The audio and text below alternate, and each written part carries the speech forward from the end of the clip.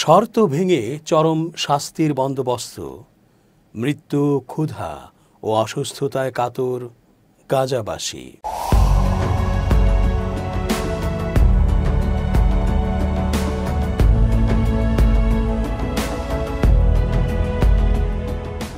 আসসালামু আলাইকুম প্রিয় দর্শক, আমন্ত্রণ আজকের আলোচনায়। চেঞ্জ টিভির আন্তর্জাতিক চোখ অনুষ্ঠানে এস জে রতন স্বাগত জানাচ্ছি। ইসরায়েল শর্ত মানবে না, এ আর নতুন কি? এগুলো তাদের পুরনো অভ্যেস এবং এ জাতটি অমন।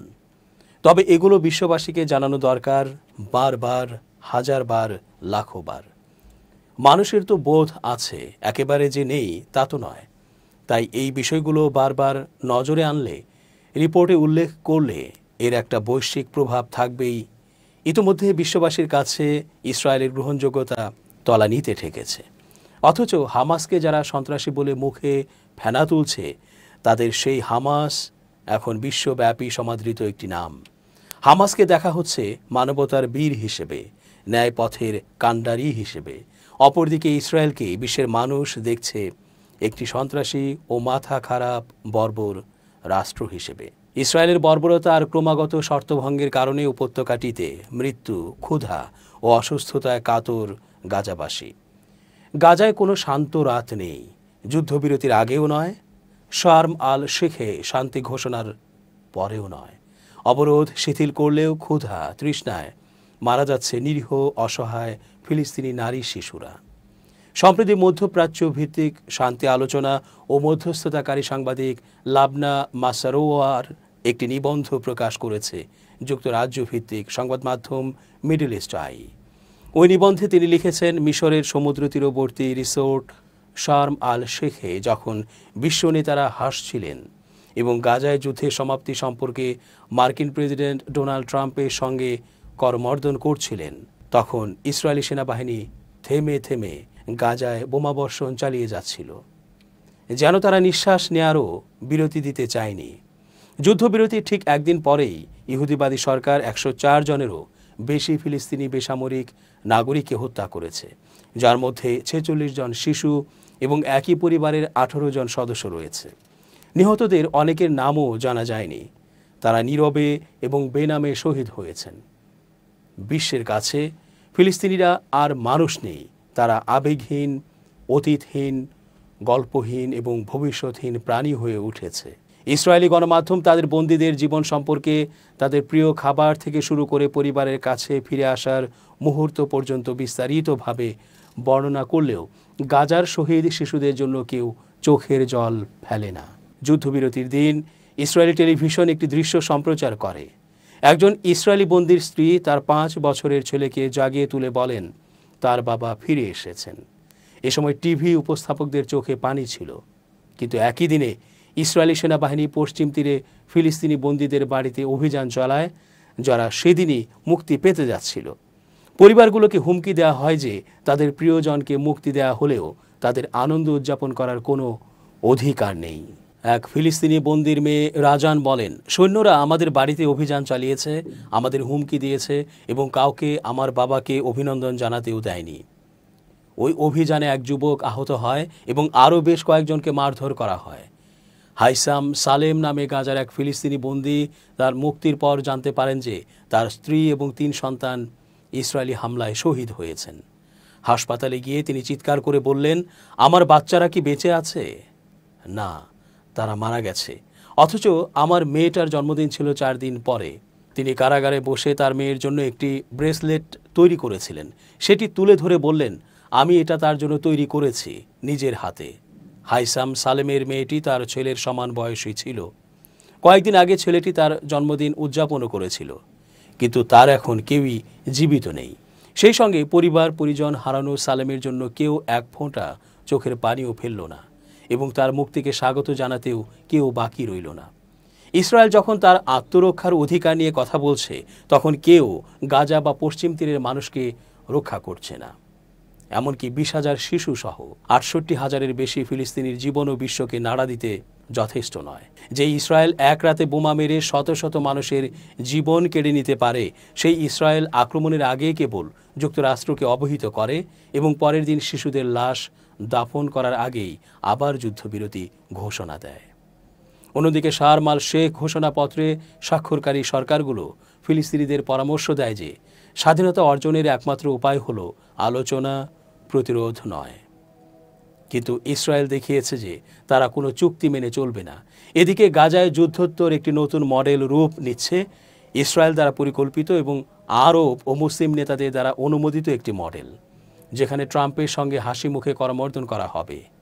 এই মডেলের প্রতিরক্ষার অধিকার কেবল জানার অধিকার এর স্থানে প্রতিস্থাপিত হয়েছে, যার অর্থ বাস্তবে ইসরায়েল যখনই চাইবে তখনই ফিলিস্তিনিদের হত্যা করবে, তবে নিরীহ ফিলিস্তিনিরা কিছু করা তো দূরে থাক, বলতেও পারবে না। ফিলিস্তিনের গাজায় যুদ্ধবিরতি চলমান থাকলেও ত্রাণ প্রবেশে বাধা দিচ্ছে ইসরায়েল। এর ফলে গাজায় তীব্র খাদ্য সংকট দেখা দিয়েছে এবং ক্ষুধা ও দুর্ভোগে কাতর হচ্ছেন ফিলিস্তিনিরা।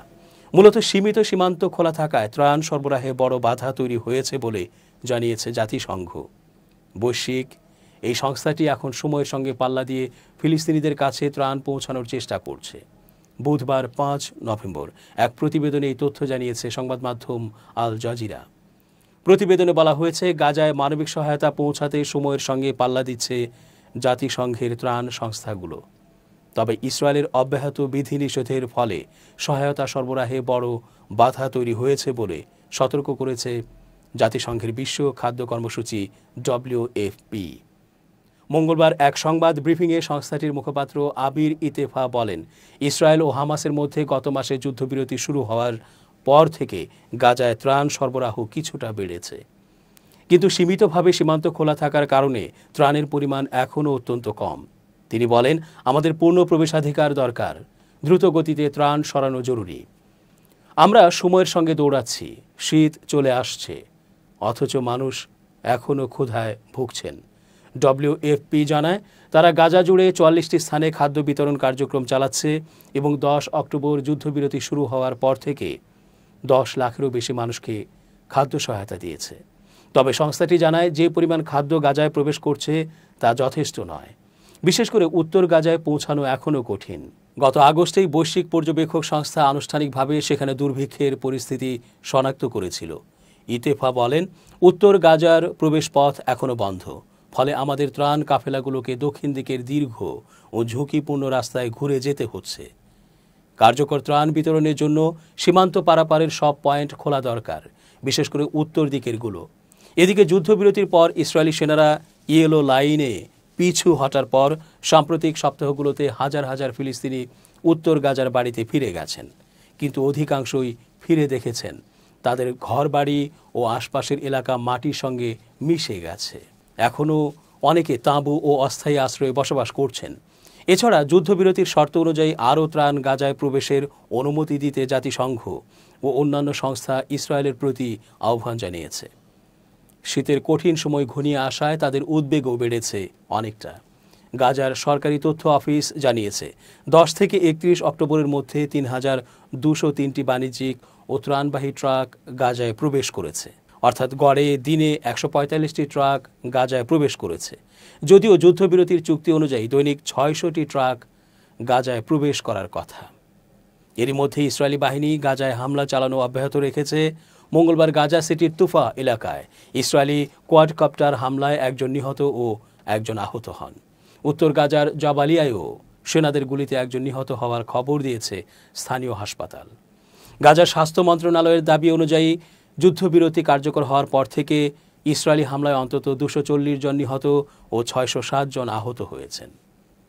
যুক্তরাষ্ট্র, ইসরায়েল ও তার মিত্ররা গত 20 বছরে মুসলিম দেশগুলোতে প্রায় 30 লাখ নিরপরাধ মানুষকে হত্যা করেছে, এমনটাই জানিয়েছেন ইয়েমেনের হুথি আনসারুল্লাহ আন্দোলনের নেতা আব্দুল মালিক বদরুদ্দিন আল হুথি।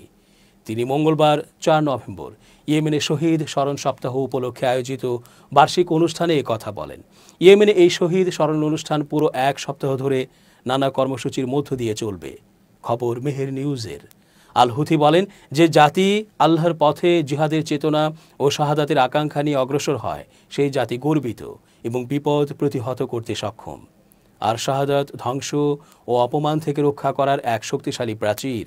ইয়েমেনি এই নেতা বলেন, ইসলামী উম্মাহের ইতিহাসে প্রাচীন যুগ থেকে ঔপনিবেশিক আমল এবং বর্তমান সময় পর্যন্ত বড় বড় বিপর্যয় ঘটেছে।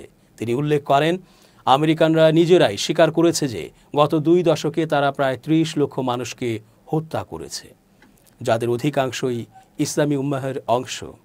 আর তারা এই হত্যাকাণ্ড চালিয়েছে এমন এক সময়ে যখন মুসলিম জনগণ ছিল দুর্বল অবস্থানে। আল হুথি বলেন, শত্রুরা অর্থাৎ ইসরায়েল মানুষকে ক্ষুধার্ত রেখে ও অস্ত্রের মুখে জিম্মি করে আত্মসমর্পণ করানোর চেষ্টা করেছে, কিন্তু তাদের সেই চেষ্টা ব্যর্থ হয়েছে। তিনি আরও বলেন, যুক্তরাষ্ট্র ও ইসরায়েল মুসলিম জাতিগুলোকে দাসে পরিণত করার লক্ষ্যে মানসিকভাবে বিভ্রান্ত করার সর্বোচ্চ চেষ্টা করেছে। তারা অন্য দেশ দখল করেছে কেবল নিজেদের স্বার্থে সেসব জনগণকে ব্যবহার করার জন্য।